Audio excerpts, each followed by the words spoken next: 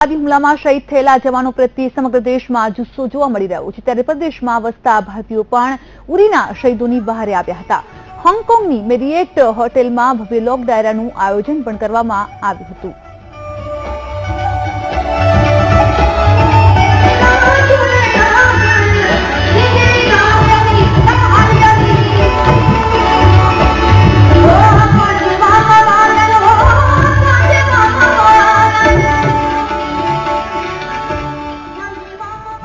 તો આ લોક ડાયરામાં ગુજરાતી કલાકારોએ જમાવટ બોલાવી, જેમાં કાઠિયાવાડી મિત્ર મંડળના સભ્યોએ ડાયરામાં રૂપિયાની વર્ષા કરી, જેથી ડાયરા દરમિયાન લાખો રૂપિયા શહીદોના પરિવારજનો માટે એકઠા થયા અને બાળકો વડીલોએ ડાયરાની મજા પણ માણી હતી.